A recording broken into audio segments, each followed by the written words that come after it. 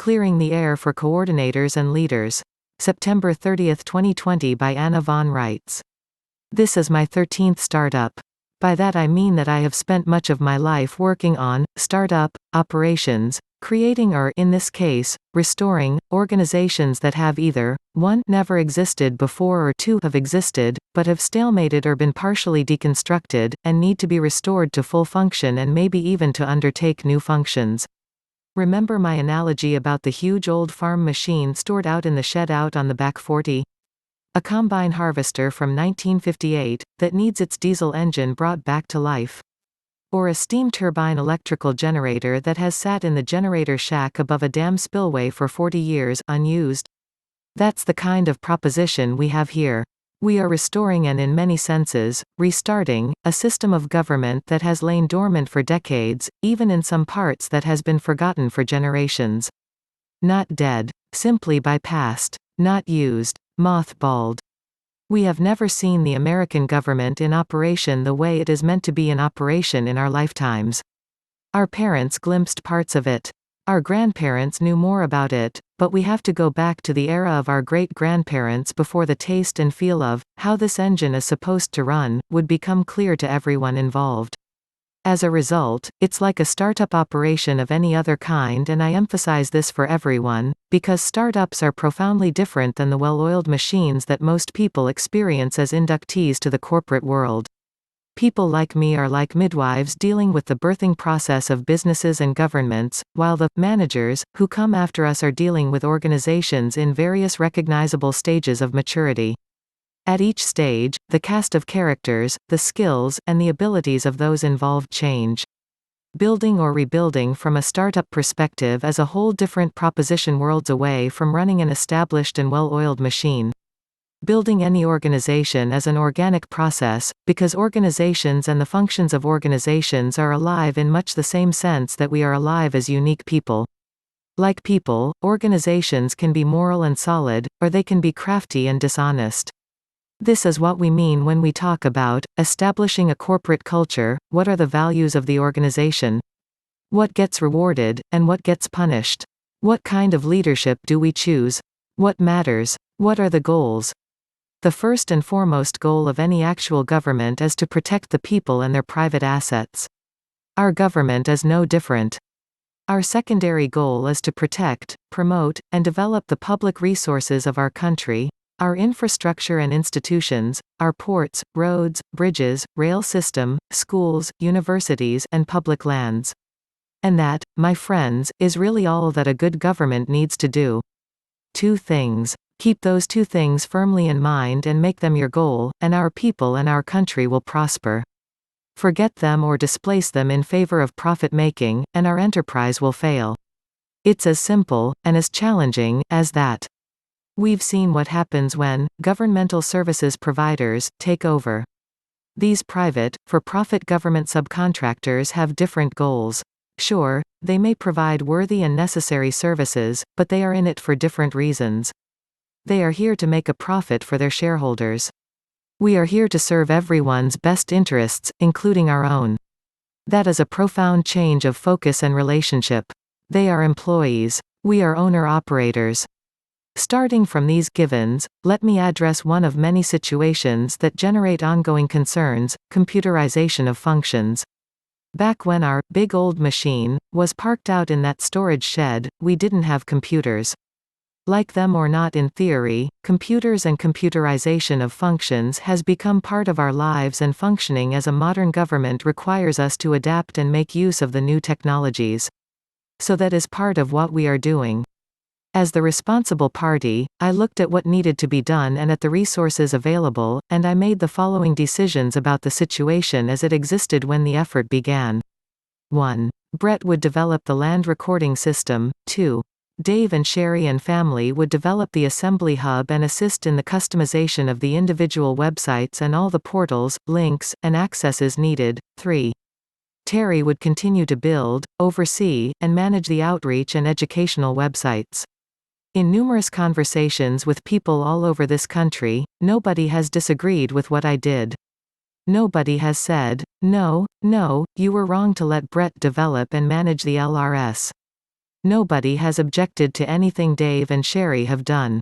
And nobody has criticized Terry's work on the American States Assembly and Sign in America and Peacekeeping Task Force websites. Nobody. Not a single word of complaint. Not a single dissenting voice. Everyone, to all external signs, is well content to have our people and resources thus distributed and employed, and, also, according to all reports, reasonable good progress is being made on all the various computer-related projects and tasks, with one exception. For whatever reasons, we have not been able to timely deploy and provide the state credential ID cards. This, in itself, is a comparatively simple task, akin to producing a driver's license at a DMV office. As all our assembly members have done their political status declarations, that necessary step is done, and all that remains is to scan and upload specifics to a secure special purpose database and print out a card. My computer skills don't extend to programming, but even I could manage to produce a viable secure database and print out cards, quite independent of anything else that is going on. As the situation on the West Coast has continued to deteriorate and as our members there are in an increasingly exposed position, the prompt issuance of state credential IDs has become an issue.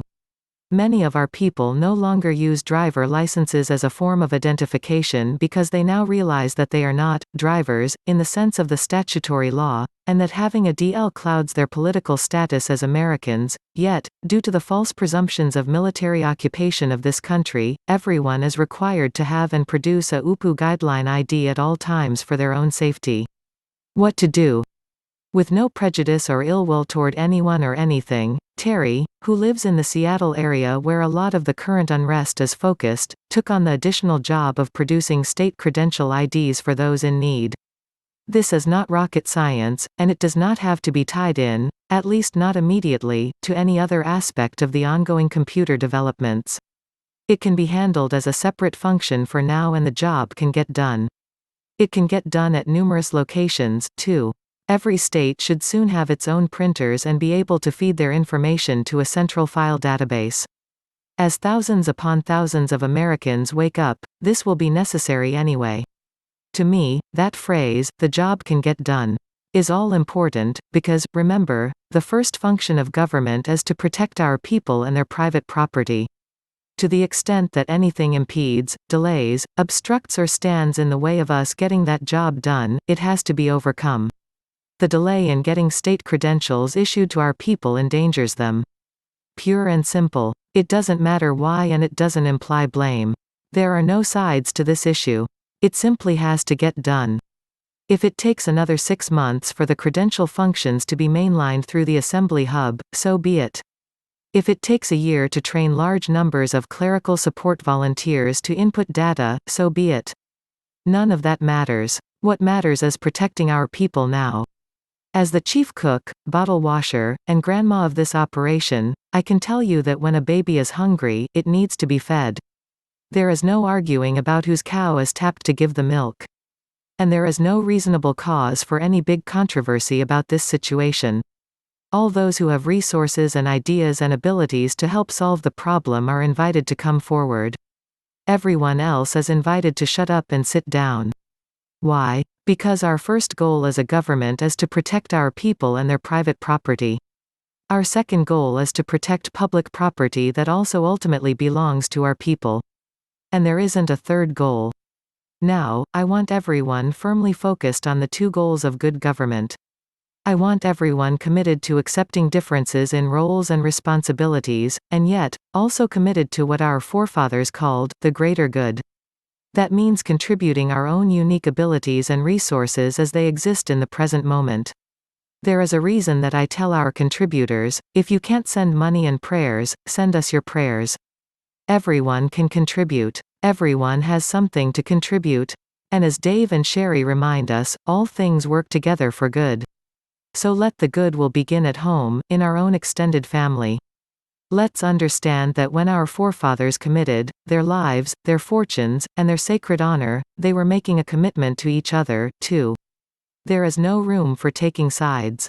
However divided our opinions may be, at the end of the day, we have to stand together and help each other accomplish the goals: 1. Protect our people and their property, 2. Protect and develop our public resources. We have to develop the insight to not agree, and still defend to the death the rights of others to their own opinions. I made the decision to place Brett in charge of the LRS. He is still in charge of it. I made the decision to put Dave and Sherry and their coworkers in charge of the assembly hub and all that entails. They are still in charge of that. I asked Terry to develop the American States Assembly websites and other educational and outreach websites. She is still in charge of all that. These are simple facts, not hard for anyone to understand. They don't allow for any interpretation or presumption of competition or taking of sides. There are no sides in this operation. There are just different people and groups working on their own part of the whole. Dave and Sherry are in charge of connecting the credential functions through the State Assembly Hub, whenever that part of it is ready to be done, but as a separate function, production of the state credentials is a side issue. It could, as Dave and Sherry have themselves pointed out, eventually be contracted out to a company or companies that specialize in producing credential cards. And frankly, neither I nor anyone I have spoken with cares who produces the state credential ID cards. Or how many offices we have that are, eventually, producing state credential ID cards. What I care about is the information complete and correct? Is the database secure? Can local law enforcement and peacekeeping forces easily access the information they need? And if the answer to those three questions is yes, then let's move forward with the means that we have at hand and get the job done. Because our people are in need and our people are endangered for lack of viable modern credentials, and our very first goal and reason for being is what? To protect our people and their property. Anything that stands in the way of accomplishing our mission has to be overcome, sidestepped, leapt over, dug under or bulldozed. Those that recognize problems and show the initiative to overcome them, need our applause and support. None of us need any brouhaha or speculation or backbiting. This isn't the boardroom at Exxon, Inc. This is a family. So I am addressing each and every one of you today to stop and nip in the bud all and any tendency that you may have toward criticizing our volunteers, any of them. They are all here doing their best to help move our big old machine into position to protect our people and their property, and to preserve the interest of our people in the public lands and infrastructure of this country. That's our job when we take up self-governance, those are the goals, and there isn't anything else to it.